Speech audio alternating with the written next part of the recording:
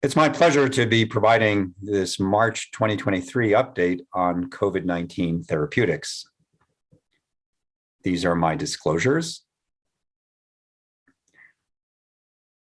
In today's program, I'm going to cover several topics. I'll provide a brief update on nirmatrelvir-ritonavir from real-world experience, an update on the use of higher dose ivermectin in outpatients with COVID-19, a trial with a novel oral formulation of remdesivir, known as VV116, an interesting study on the results with pegylated interferon lambda in outpatients with COVID-19, and then studies of a new COVID-19 or SARS-CoV-2 protease inhibitor, ensitrelvir, that were just presented last week at CROI 2023. Let's start off by looking at the newer data on nirmatrelvir plus ritonavir for early COVID-19. This study, which was conducted in my own healthcare system, Mass General Brigham, by colleagues of mine in the infectious disease division led by Scott Dryden-Peterson, was published late last year in the Annals of Internal Medicine. This was a population-based cohort study in patients living in Massachusetts and New Hampshire during the Omicron wave. It followed patients from the beginning of January through mid-July 2022 and included nearly 45,000 non-hospitalized adults age 50 and older who had symptomatic COVID-19. The primary outcome in this analysis was the need for hospitalization within 14 days of symptom onset or death within 28 days of diagnosis. This slide shows the incidence of COVID-19 during the study period in the lighter bars. And then in the darker colored bars, you can see the numbers of patients who received nirmatrelvir plus ritonavir.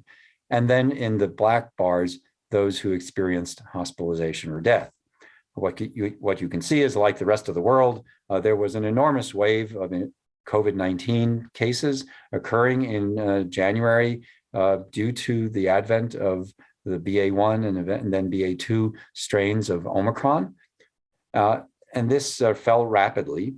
And then once nirmatrelvir became available, as we saw the next wave of infections due to BA4 and BA5 heading into the spring and early summer of 2022, the case numbers increased, but you can see the huge number of prescriptions being offered and essentially no real increase in hospitalizations or death. And I believe I've mentioned on previous programs that during this time, nirmatrelvir plus ritonavir became the most frequently prescribed anti-infective for outpatients in our hospital system and was the second most commonly prescribed medication for outpatients overall. If we look at the outcomes statistically in this Kaplan-Meier plot, you can see that there was a significant reduction in the adjusted cumulative incidence of hospitalization or death for those who received nirmatrelvir, shown in the dotted line, compared to those who did not, shown in the solid line. Remember, of course, this is a cohort study. It's not a randomized trial. There could easily be residual confounders that limit the applicability of these data or the validity of these findings, but it confirms the data from the phase 3 clinical trials. In subgroup analyses of the primary endpoint, you can see that there was a substantial benefit for people, regardless of whether they were 50 to 64 years or 65 and older, that achieved statistical significance only for the 65 and older group, but it really just missed being significant for the younger group. So unlike some other cohort studies that suggested that younger people benefited less from treatment with nirmatrelvir-ritonavir, that was not observed in our cohort. Likewise, there was a substantial benefit regardless of whether people were vaccinated or not, although the magnitude of the benefit was much greater in the unvaccinated. There was an effect of timing from vaccination. So those who were most recently vaccinated really didn't see very much benefit, but that was within 20 weeks. And I think right now, well, probably the vast majority of people are more than 20 weeks from their last vaccination. And then it didn't matter about their monoclonal antibody screening score in terms of how many monoclonals they may have been susceptible to, and then also their obesity status. The second study I want to talk about is another part of the ACTIV-6 study. This study looked at higher dose ivermectin for COVID-19. It was a randomized controlled platform trial comparing higher dose ivermectin to placebo in outpatients with mild to moderate COVID-19. In a previous program, we talked about a prior study that used so-called standard dosing of 400 micrograms per kilo of ivermectin, and that study had negative findings. This current arm examined a higher dose, 600 micrograms per kilo, given daily for 6 days. The study population was adults age 30 or older with mild to moderate symptomatic COVID-19, and the primary outcome was time to sustained recovery. So this is a different outcome from the nirmatrelvir-ritonavir study that I talked about, where hospitalization or death was the outcome. Here it's symptomatic improvement. These are the primary results, just to remind you of the prior study published by Susanna Nagy in JAMA last year. There was no statistically significant benefit, and you can see the time to recovery shown in the right-hand panel was nearly identical for the two treatment arms. Very similarly, in the high-dose arm, there was once again no benefit. Here you can, and these studies are being analyzed by Bayesian statistics. So we're looking at the hazard ratio and the credible intervals, and you can see that there is no statistically significant benefit in terms of days to sustained recovery, days to hospitalization or emergency department visits or death, or difference in a mean time feeling unwell.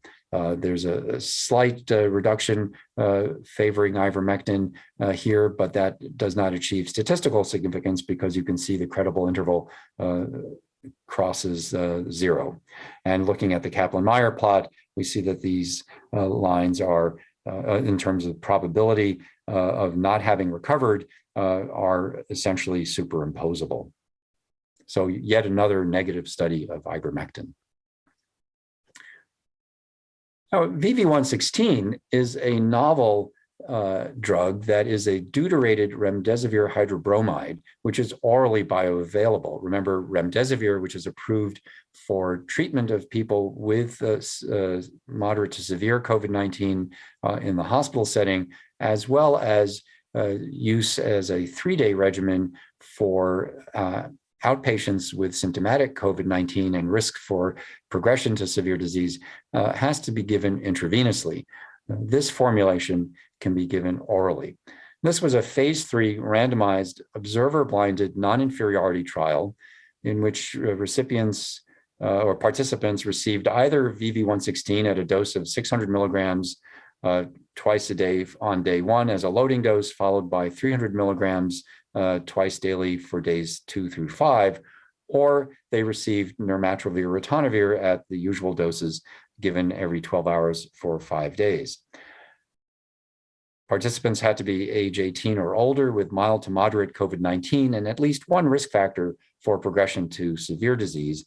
The study enrolled primarily in April and the first couple of days of May of 2022 and was done in Shanghai, China. The primary endpoint, as with the ivermectin study that we just reviewed, was time to sustained clinical recovery through day 28. And what you can see here in the Kaplan-Meier plots is that the time to recovery and the cumulative incidence of recovery was identical for the participants who received the investigational VV116 versus nirmatrelvir-ritonavir. That is shown on the right side. You see the hazard ratio was 1.17 with confidence limits that met the non-inferiority margin. Similar results were observed in the per protocol population, as well as for participants who started treatment within 5 days of symptom onset. In terms of adverse events, these were seen in about 2/3 to 3/4 of the population overall, but very few grade 3 events, slightly fewer in the VV116 arm than in the nirmatrelvir-ritonavir arm, and very few leading to a discontinuation of the trial regimen. And in terms of adverse events considered to be related to the assigned regimen, roughly half in the VV116 and 2/3 in the nirmatrelvir-ritonavir arm had such events. Again, the grade 3 events were more common, interestingly, in the nirmatrelvir-ritonavir arm, but still very few leading to treatment discontinuation in either arm. A completely novel approach is the use of pegylated interferon lambda for outpatients with symptomatic COVID-19. Like other interferons, pegylated interferon lambda has broad antiviral activity, but it's much better tolerated than interferon alpha, which of course we had used in past years for treatment of hepatitis C, as well as for some other viral infections. The Together study was a randomized, controlled, double-blind, adaptive platform trial done in Brazil and Canada. In this particular part of that study, participants were enrolled if they were outpatients who were age 18 or older within 7 days of symptom onset and had at least one risk factor for progression to severe disease. Like the nirmatrelvir-ritonavir studies, this study had as its primary outcome COVID-19 hospitalization or an emergency department visit within 28 days. So different from the two trials we just discussed where the outcome was time to symptom improvement. This slide shows the primary and secondary outcomes of the Together interferon lambda trial. You can see that they're compared to placebo. So this is a placebo-controlled trial here. Compared to placebo, there was about a 50% reduction in the risk of hospitalization or emergency department visit for those who received PEG interferon lambda. This was given as a single injection compared to the placebo group. Again, this was a study done by using Bayesian statistics, where the treatment effect is estimated along with a Bayesian credible interval. And the rather than looking for a very low p-value, here you're looking at whether what is the posterior probability of superiority to placebo, and here a very high p-value is considered significant. So there was near certainty, greater than 99.9% probability based on these data that in a single injection of pegylated interferon lambda was superior to placebo in preventing hospitalization or an emergency department visit. And the secondary outcome, which was the time to hospitalization or an ED visit, was likewise reduced by a little more than 50% and was again met the Bayesian criteria for superiority. Now, these are very convincing statistics, but the magnitude of the effect is sort of modest. It's a substantial effect, 50%, but not nearly as dramatic as the effects that we've seen with the monoclonal antibodies when those were available, or with nirmatrelvir-ritonavir, which achieves a closer to an 85 to 90% reduction in the risk of hospitalization or death. In these subgroup analyses, you can see that as I showed you with nirmatrelvir-ritonavir, the benefits are seen across different age and demographic groups.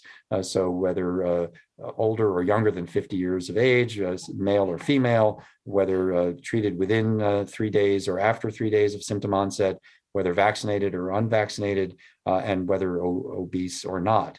So pretty robust findings in terms of the different kinds of people who benefited from this therapy.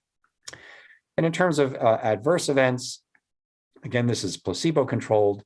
you can see that there were relatively low numbers of adverse events reported altogether, and only 3 to 5% of people reporting severe adverse events. Very few of these were considered to be treatment related.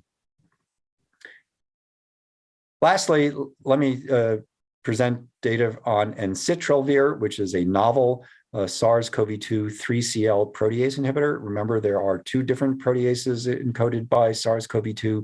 The 3CL protease, sometimes also called the main protease, is also the target of inhibition by nirmatrelvir ritonavir. This study, which was conducted in Japan, is part of a phase 2-3 clinical trial that was done as a continuous study to evaluate the safety and efficacy of ensitrelvir given once daily for 5 days in outpatients with mild to moderate SARS-CoV-2 infection, age 12 to 69, regardless of SARS-CoV-2 vaccination, and who had risk factors for severe disease. You can see the study design here. I won't take the time to run through that other than to say that the primary endpoint was time to resolution of 5 different COVID-19 symptoms, with the key secondary endpoint being the change in virus load and the time to the first negative SARS-CoV-2 viral titer. And then as an exploratory endpoint, the presence of long COVID symptoms was also evaluated, and that was one of the more interesting results to come out of this study. You can see here from the primary endpoint, time to symptom resolution, 2 different doses of ensitrelvir were explored, 125 milligrams and 250 milligrams, both compared to placebo. Both achieved statistical significance, with the differences here being recorded in hours. So people kept regular symptom diaries, and then they averaged the time to symptom improvement. And you can see that for the 125 milligram dose, which is the dose that's going forward, that was a statistically significant reduction of about a day. And that's shown as well in the Kaplan-Meier plot on the right. The secondary endpoint was change in virus load, and you can see for both doses, there was a much more rapid time to confirmed negative SARS-CoV-2 viral titer versus placebo, shown in the gray line over here. And you can see that the proportion of patients who still had a positive virus titer was significantly lower in the 2 treated groups compared to placebo at day 2 and day 4 and day 6.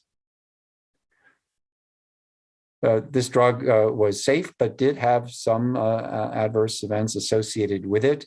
Compared to placebo, there was a significantly a higher proportion of participants who had a decrease in HDL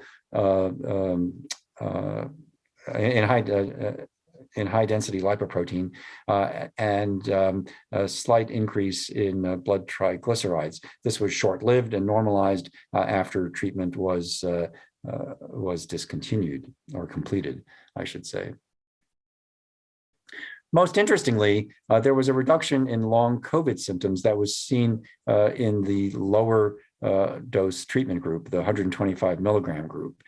You can see that when questioned at day 85 and day 169, there was a 25% reduction in the incidence of long COVID symptoms in the 125 milligram group, which in the subpopulation who had a high symptom score at baseline, that was a 45% reduction that achieved statistical significance for the 125 milligram group. And also among those who had neurologic symptoms, a 33% reduction for the low dose group and a 26% reduction for the high dose group. In this case, both achieved statistical significance. It's unclear why you would see a bigger effect of a lower dose than the standard dose, unless there were some subtle side effects of the, not the standard dose, the higher dose. There's unclear why the higher dose didn't have at least as good an effect as the low dose. That was a question that came up following the presentation, and the sponsor really doesn't have an explanation for this finding as yet. that brings me to the end of my presentation, and I look forward to our question and answer period.